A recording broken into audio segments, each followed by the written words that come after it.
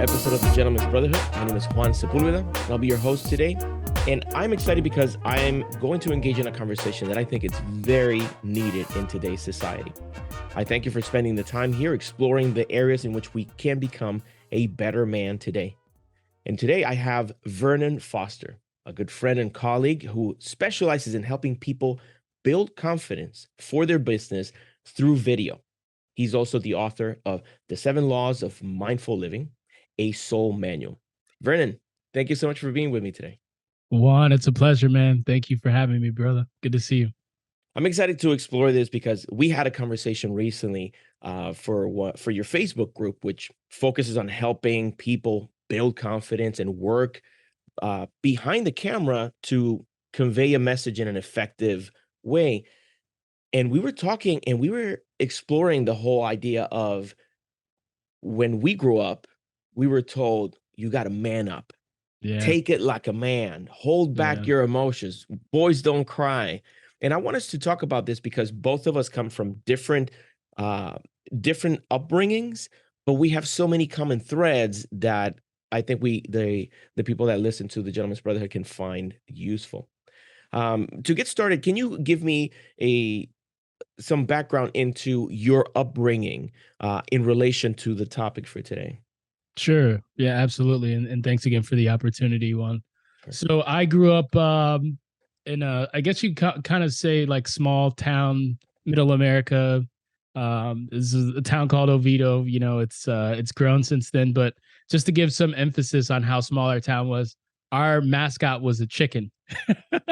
It still is. It still is a chicken. Mm-hmm. So, I would say early on, I kind of was hit with some major setbacks.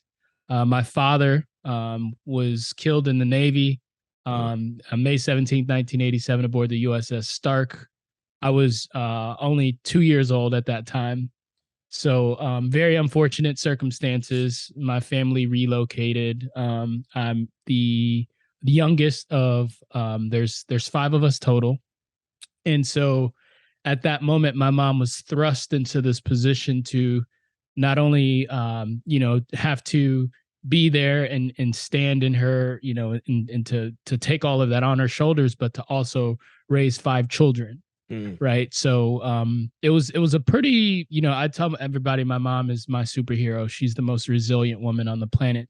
But that presented a lot of challenges for me, obviously also being a Black man and, growing up in America, it's a different version, being people of color. Right. We have different experiences than our other brothers and our other sisters. So when you kind of look at the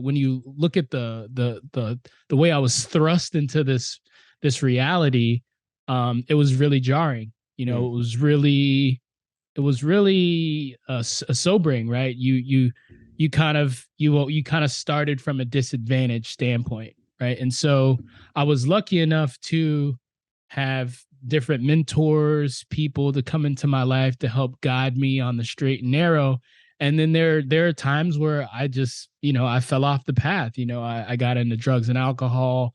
We'll talk more about my story later on, but essentially, I had to figure this out, or I would be dead or in jail. And so that's really how the story begins.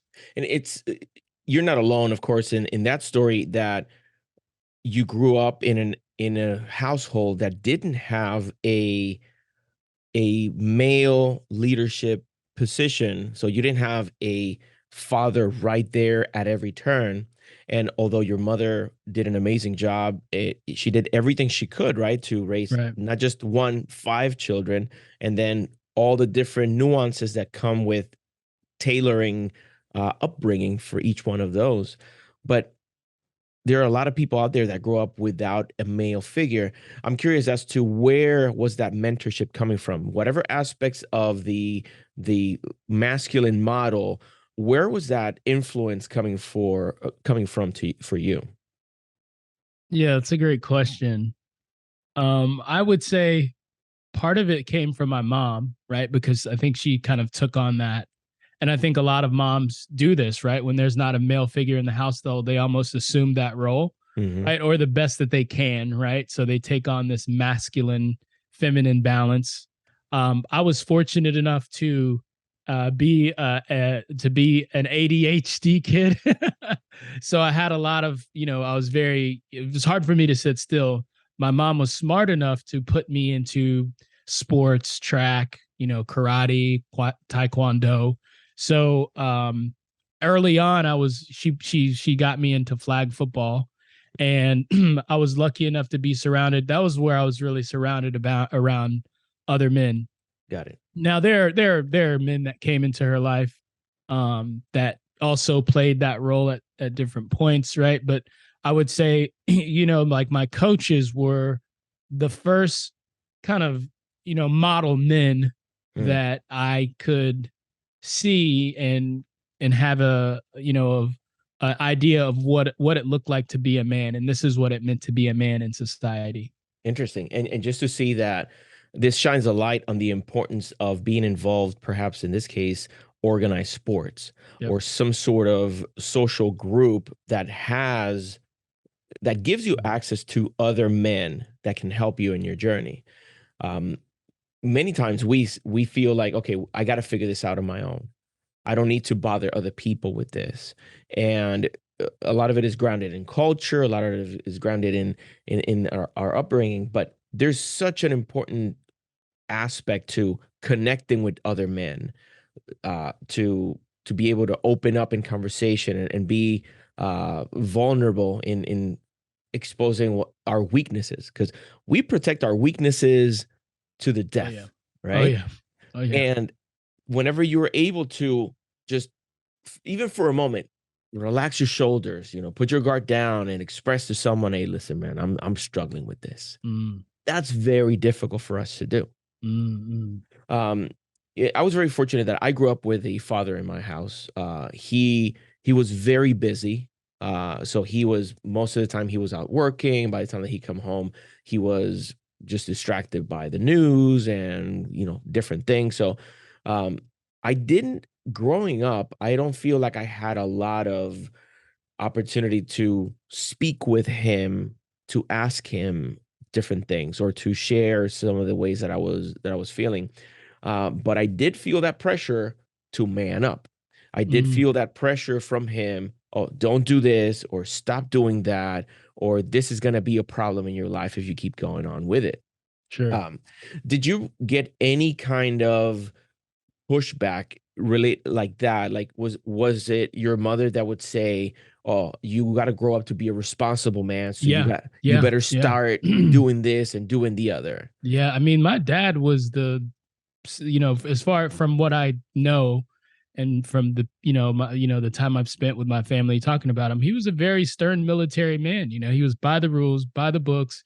You're in bed at this time, you're up at this time, right? And my mom was militant in that Mm, regard, right? She assumed that power, and it wasn't uncommon to hear, take it like a man, right? Like whenever I get in trouble, get a whooping, yeah. take it like a man, take it like a man, right? So you internalize those things, right? And Hmm. then as like it, in that moment, right? Like, and I get it, right? I love my mom. I don't blame I take full Of course. responsibility for everything that has happened in my life, Nice. because when I do that, and I believe everybody should, then you have the ability to create a new story, right? You have the Mm, ability to refine what you want and define what you want. So for me, as going into adulthood, how does that manifest itself, right? It's like mm, I don't talk to people, I don't share, I stuff it down, I don't talk about things that happen to me. I don't express my emotions outside of anger, because you can do that with sports. You can just run up to people and smash their face. But except yeah, in I ping mean, pong, though. yeah, Don't do it in ping pong, guys. don't do it in ping pong. But exactly how, right? So it's like, you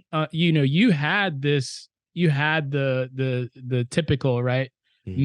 male figure in your household, but you're saying that you didn't have that, that type of relationship with your father, right? Like for me, I didn't even, that wasn't, it wasn't even a thing. It was like a child stays in a child's place, Hmm. right? Almost biblical, right? It's like you honor their mother, you honor your mother, your father, your days will be longer. If you're Hmm. talking back, you're being disrespectful. You do what I say. These are the rules, right? So that starts to manifest itself not just in how in relationships, but everything holistically, your job, your career, what you end up doing, right? and Hmm. and the hope is that you can unpack that stuff, but it can be a lot, man. It can be a lot, especially if you're not surrounded around other men and you're able to unpack those things and share and explore different tools that are out there. Yeah. You see, I find that having these kinds of conversations, like the one we're having right now, I think it's important for other men to be a part of it. So I love it Sure. whenever someone watches a video or they talk about the Gentleman's Brotherhood and they say, well, I feel like I was just sitting with the guys having a conversation about this problem that I'm facing. See, that I find that to be very helpful because we don't always have those conversations. Maybe we get together and we talk about sports or we talk about science, whatever thing is happening out there in that media points attention to. Sure. But having these conversations is important because we get to see, oh, you know what? I'm not alone in this. Mm, I'm not. mm, There are other people out there that are going through this. yeah. Now, one of the things that we're exploring in the Gentleman's Brotherhood is how society continues to evolve. Right, the man up expression that you and I grew up with would have been different than the man up expression that someone would have used during the Dust Bowl. Manning up at that time perhaps would have been you have to wake up before the break of dawn. Yeah. You have to go and clean the hooves from the horse, and you have to go and milk the cow, and you have to go out with a basket of apples and try to sell it to the guys waiting in line outside. Sure. It was a completely different concept, but it was still a very similar pressure. Is here's this stereotype, here's Mm, this ethereal version of a man sure. that we Sure. want you to conform to. Yeah. But if you don't understand what that ethereal model of a man is, or if we can't come up to some sort of an agreement that, oh, this is what we're talking about, right? And some of these things, they don't have to be so. For example, you fall down as a kid and you scrape your knee and you start crying because it's a natural response to getting hurt. And what would we hear from adults? Hey, stop crying. Stop crying. Yeah. Boys don't cry. Boys don't cry. So Yeah. what happens? We that one relief valve that we might have had for all this pressure that's building up, it's cut off. It's out of the equation. We can't see you cry. Now, brothers listening and watching, we don't want you to turn into crybabies. Okay. Well, we're not fomenting that you're at every turn you're crying, but cry whenever is necessary. Don't hold back on an emotion and bottle it in because there's this concept that men don't cry. I have seen my father cry in three distinct occasions. I'm not going to reveal what those three distinct occasions were, but they warranted a tear. What would have happened with that strong man that I've idolized all my life if he had suppressed that expression Mm, in that very moment? We don't know. And unfortunately, there are so many men out there that don't have an escape valve and end up yeah. taking their own lives. Yeah. Have you seen, like, in your as you work with other professionals and discuss with your friends, have you seen any evolution in the way that the description of a man is talked about? Like, is the that mythical man, do you think it looks different than it would have 50 years ago, 100 years ago? Do I think it would look different today? Have Is what you're yeah, saying? yeah. Yeah. Yeah. I definitely do, and I think that unfortunately, we've had to learn these things the hard way. Like it's taken suicides, and it's taking like people drinking and, drugs and out, like, it's taking a lot of pain and suffering for people to realize, okay, like, maybe this isn't the right thing that we should be doing, right? Maybe we should evolve a little bit on the definition of what. And then you just have a lot of these constructs and concepts that they have to almost come down, right? Because it's Hmm. not healthy, right? Society does not evolve if we don't evolve as humans, right? And Yeah. so to I've started to see it shift, right? Like, when you talk about toxic masculinity, right? Hmm. Like, and that wasn't a concept 10 years ago. I don't think it was. If it was, I wasn't aware of it. Hmm. you know Men being a part of these different groups, right? Like, I know the gents brotherhood has been around for a while, but like, these things didn't Hmm. exist when I was in high school and when I was in college. Yeah, If they did, I absolutely. didn't. And there's fraternities, right? Which that's Hmm. probably a whole separate idea of, like, that really reinforces a lot of those things, right? In terms Hmm. of the alcohol, the drinking, the partying, like, let's go out and get the girls. And I'm not saying that there's anything wrong with that, right? Hmm. Like, that was something that I explored at a point in my life. But I guess coming back to like now is like, there's a lot of tools out there. There's a Yeah, lot of groups. There's a lot of support systems. People are going to therapy in our communities, right? Like my therapy, right? It was like, you I don't talk. know. What's a therapist? What? That's Yeah. for people that are weird and crazy, and like, we can't afford that. Like, you just got to take it like a man, right? You just do what you got to do. You earn your check. You come home. You eat. You take care of your family. You wake up. You do it all again, and you do that until you die. Well, that Exactly. doesn't seem like it's too exciting to me, you Yeah. know? Doesn't have an appeal. Doesn't have the appeal Yeah. that you would expect. I don't know that I want that life, Yeah, you know? absolutely not. But it's good that you bring that up, especially when it comes to the whole stigma behind asking for help. Mm, If you are going through some difficulty and you're my friend, and I notice something is off with you, maybe I notice that you're lacking some enthusiasm in your videos, or I'm noticing that you're not responding to my messages as mm, regularly as you would. I may grow concerned. There should be no stigma behind me saying, "Hey, bro, you okay?" And for you to respond, "Nah, man, I don't feel good." yeah. Right? That admittance of uh, that admittance of needing help to many of us has always been an admittance of failure, an admittance of I'm not strong enough, I'm not Mm, capable enough. mm, And I wanted to point out, for example, one thing that I went through specifically when my mother passed in 2004, and I was living by myself here in the States, and that stuff, it was hard for me, right? It was very difficult for me to experience that. Un, Up until that point, I thought that people who suffered from anxiety were weak. I've mm, never considered myself to be a weak man, and I experienced it for the first time where I was having panic attacks. I remember one time sitting down at work and feeling like, oh my God, I can't breathe. And like, I'm trying to figure out, I don't, it's not like I have something constricting my chest, or I didn't have anything heavy on me. I was just sitting down, and all of a mm, sudden I just couldn't breathe. And I walked outside, and I was desperate. I was ignorant as to the fact that I was just having a panic attack. But sure. I remember how conflicted I felt. Like, what the heck is wrong with me? Just think about how toxic that whole expression is. You and I have talked about this before. Us internalizing any of these things as what is wrong with me.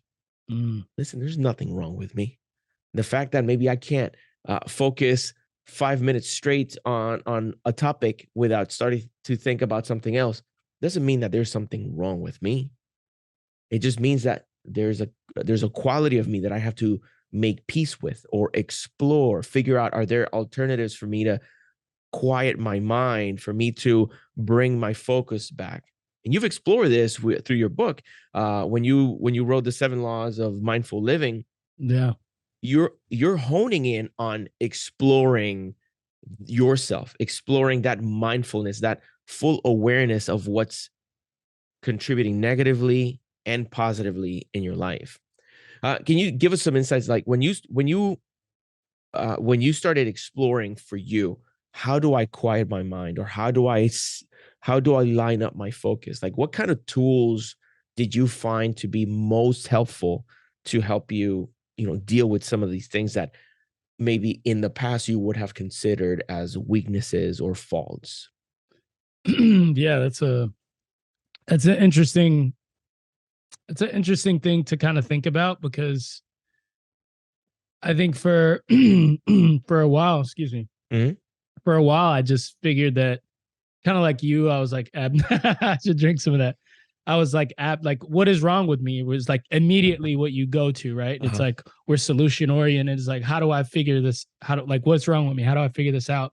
How do I fix myself? I'm broken. Mhm. And one of the things I was fortunate enough to have um this woman come into my life. She was a she's basically a teacher, right? And she introduced me to the principles, not the, the positions and The the practice. downward dogs, right? The actual philosophies of yoga, right? Okay.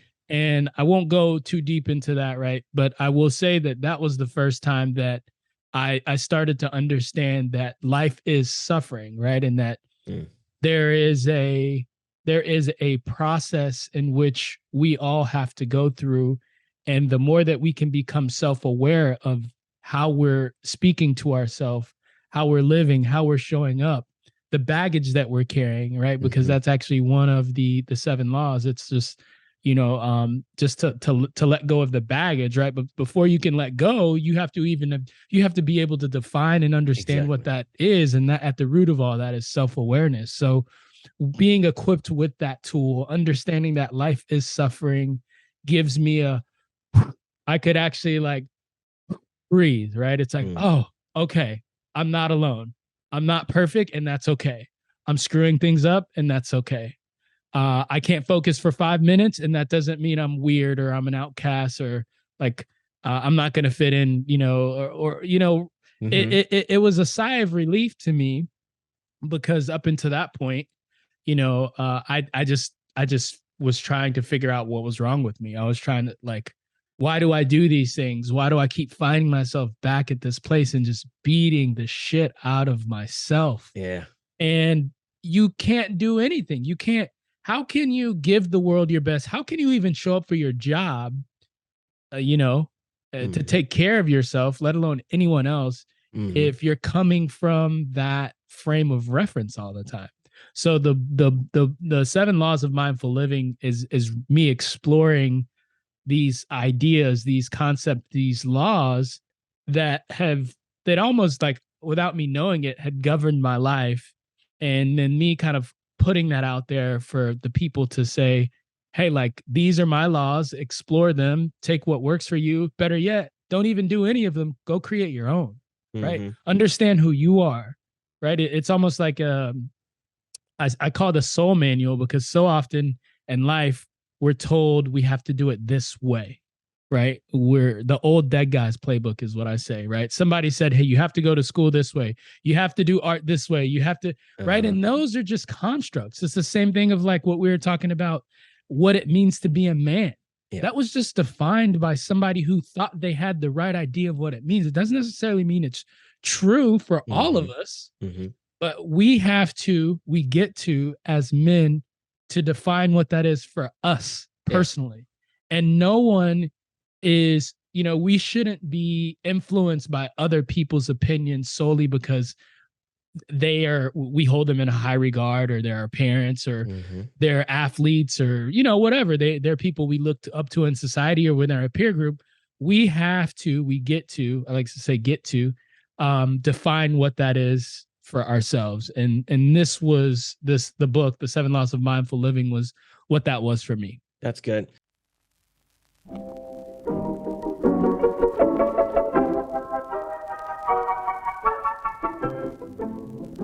This program is made possible in part by the Gentleman's Brotherhood store. featuring an exclusive line of apparel designed to not only look good, but to spread a most needed message. We invite you to look at our growing collection and support our Brotherhood through your purchase. For details, go to thegentleman'sbrotherhood.com.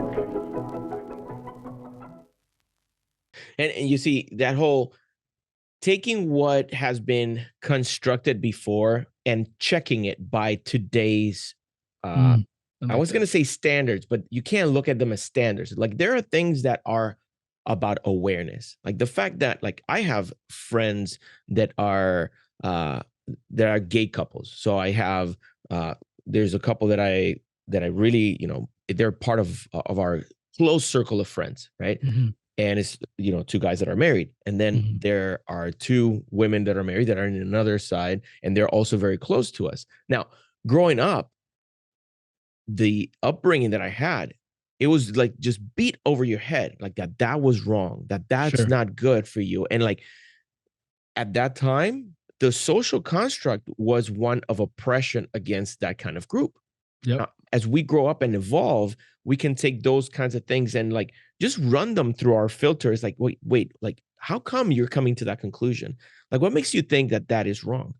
Because, like, when I see my friends, like, they love each other, they respect each other, they're like a model version of a couple. Mhm, And you put that next to some of the people that had that negative opinion of them, and you say, okay, wait a second, look at your life. Like, you're impacting your mhm, society and your surroundings in a negative way in comparison to these people. So something mhm. doesn't add up. So running all those things by your own true um, introspection and analysis, like, okay, what's wrong with this? Yeah. And I'll expound on one thing. For example, going back to the whole aspect of, oh, you got to man up, right? Doing the dishes is a woman's job. That's what people would say. Even women would say that. I remember distinctly one time my mother called me up on the phone, and I had to put my phone on my shoulder because I was doing dishes. And I Mhm, remember this was, I don't know, 22 years ago, if not, 20 to 22 years ago. And I'm holding the phone and I am just, washing some cups and plates and what have you. And she's like, "What? Hey, how you doing? What are you doing?" And I'm like, "Oh, I'm just doing some dishes." And she asked me, "How come you're doing the dishes? Why doesn't mm, she do the dishes?" That was shocking to me. I'm like, "Mother, like you worked really hard to raise me so that I was a good asset in a marriage, so it wasn't unbalanced, so that we have that kind of equality that you'd always wanted." And sure. I'm exemplifying that in essence right now, and you're questioning it, right? Right. And it's tough because like, how do you go against someone who has that cultural pre-programming of men do this, women do that, and there's this ironclad, there's this iron wall in between the two that should never be crossed. So we have to explore, what does manning up really mean? In my opinion, manning up today means taking responsibility, Yeah. recognizing some of the privileges that you may have access to, having compassion for people that don't enjoy some of those advantages. There's a lot of things that I think we're exploring here in the Gentleman's Brotherhood, and we should continue to explore. We have to talk about these things and see, okay, how come people are demonizing X behavior or they're condoning X behavior when you know that both of those extremes don't line up with your own values and your own beliefs. Yep. So, so Vernon, I do appreciate you hanging out with me for a bit and exploring um some of these topics. I'm hoping that there's a guy out there that's listening to this and identifies with what you offered. They grew up perhaps without a specific male figure, and they had to figure some things out on their own, and they struggle looking at themselves at times as being broken. So you're a perfect example right now that we're not broken. We are getting to know ourselves, and we're trying to gather the skills and the mind uh frame of mind necessary to be of consequence to ourselves and the people that surround us. Yeah, and it's a process, Juan. Like it's if there's somebody out there listening to this right now, let's say you're in your 20s, mid 20s, early 30s, even if you're in your 40s, right? But it's a process. It's ever evolving. And I like to share a story with you if we have some time, if Yeah, that's of cool. course. Of course. But a lot of the behaviors that I had, looking back on them, as I became an archaeologist of my past, which everyone should do, you should explore your past, not to judge yourself by it, but to understand why you do the things that you did and the behaviors and the patterns. Because if you can spot the patterns and the behaviors, then you can change them, right? You have autonomy, you have responsibility. And a lot of the things that I did was to act out. It was to I was in pain, right? I went through Mm, this experience of, I left my job, in 2000 and 2010 to explore my passions of music and being a creative, right? And I ended up getting into the events and nightlife space, and me and my partners were really good at orchestrating a really, really great party every week, right? I'm talking thousands of people, right? And in that environment, if you don't have self control, if you don't understand who you are, if you're not self aware, it's very easy to spiral out of control. It's very easy to be hooked on or get addicted to different substances when people are kind of putting things in your face and you're kind of seen as this celebrity of sorts, right? And so as I'm living this lifestyle, I was grateful for my wake up moment, right? The call, somebody called, and it wasn't the call that you would think, right? It wasn't the red telephone in the Oval Office, right? It was the universe, dare I say, God or whatever your belief is, mm-hmm. smack me across the face, and that wake up call came in the form of a dream, Mm, and I woke up sweating profusely one night because I had had a dream that I had gotten a woman pregnant earlier on in my early escapades of life. Right, we'll just leave it at that. And I started to like immediately, if this is a sign, like what do I do? Right, so I go on Facebook, I find this woman. I'm looking over her pictures, and I go, oh my gosh, that kid looks like me. So I send it to my brother. Hey, does this kid look like me? Oh, yes, that's your kid. I send it to my oh sister my in law. God.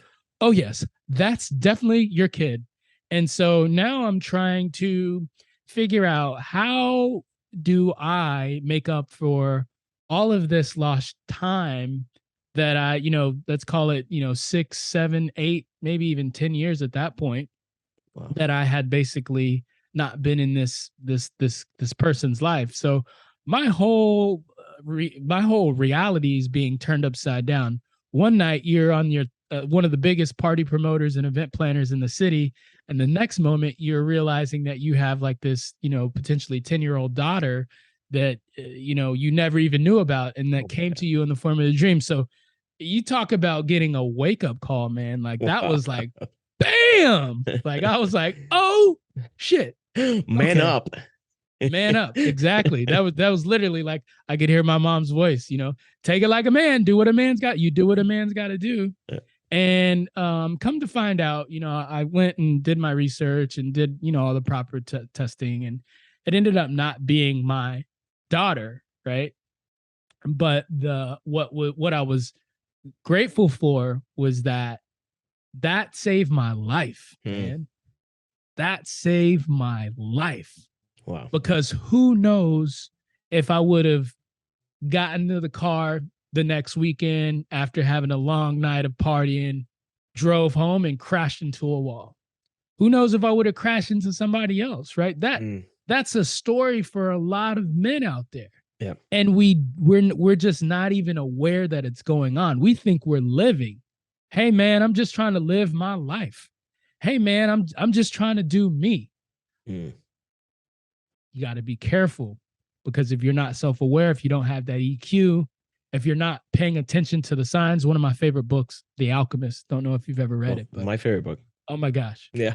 The you got to see that, you got to listen, you got to watch for the signs and the omens. That's right. There are things that are placed along the path that are there for you to wake up. Yeah. And if you're not aware, if you're running and you're sprinting and you're going in a direction and you're like, I got to make $1,000,000 this week. I got to figure out who I am this week. There's Mm-hmm. so much pressure in our society. To the microwave version, right? The In-N-Out burger version of what we're supposed to do with our life, who we're supposed to be, what we're supposed to create, what our career is supposed to be. Slow down, Mm-hmm. please, because you could end up hurting yourself or someone else. That's true. And look inside. Look at so many times um we're looking outside for the validation. This Mm, whole, oh, take it like a man. Well, part of taking it like a man, I think, should be you looking inside of yourself and exploring, like, who am I really? What is it that I enjoy? What is it that I respect? What is it that I look up to? As opposed to, what do other people expect me to do? What do other people expect me to say, like, and promote? So I I think that, like, for me, I feel fortunate that I've always looked at, okay, I'm true to myself. I like this and I don't like this other thing. It doesn't matter whether you think, oh, dude, you should not do that. You should do this. Okay. If you have a valid point that is substantiated, something that you can bring receipts for, then okay, I'll consider it. But if it's just your opinion because your parents told you and their parents told them before them, okay, we're gonna have to explore this. So I do appreciate that you looked inside and you took responsibility. You were ready to step up to the plate and take care of this young lady. If she was your responsibility, that would have been the honorable, right? sure. That would have been the great thing to do. But I'm glad that that served to you as that moment where it says, okay, listen, this that you're surrounding yourself with doesn't define you. Like, there is more to you than these people are seeing. Get after it. So I applaud you for going after Thank it you. and discovering yourself. And Thank you, now you brother. got to a point where you have enough to give to other people in a meaningful way. Yeah. Yeah. Thank you. And I'll say this, like, I you can only connect the dots looking back, right? It's a Hmm. very like cliche ass Steve Jobs quote, right? But none of this was, you know, I think at 20 years old, if you said, "Hey, how's your life going to turn out?" It would not have been how I anticipated it today. Oh yeah. However, I'm grateful for how it's unfolded because it's allowed me to be who I am. Had I not had those things, I wouldn't be who I am, right? Take those Yeah. things away, then who am I? You know, Yeah. That's good. We're better for it. Vernon, thank you so much. It's been fun talking about this. This is definitely a topic that we'll have to revisit again. for There's so sure. many different aspects For of sure. manning up and taking it like a man, that I think will be beneficial for people to listen to. But I appreciate the contribution you've put to the topic, and I look forward to talking to you again in the future, really. Thanks, man. I appreciate you giving me the floor and allowing us to connect and have the conversation to be in service today. Absolutely. And I wanted to extend a moment of gratitude to all of those of you who support us on Patreon. These conversations are made possible by your continued support. If you're interested in supporting the kind of work that is going to help men become a better man today, consider supporting us by going to patreon.com/Juan Sepulveda.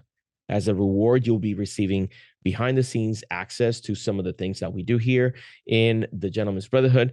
You'll also get first dibs into merchandise that we put out. You get a vote and a voice on the topics that we're going to discuss to influence the life of other men. So if that sounds interesting to you, please go check out the link in the description. And also, thank you as always for accompanying us, exploring these topics to help us become a better man today. Until next time, I wish you courage and courtesy.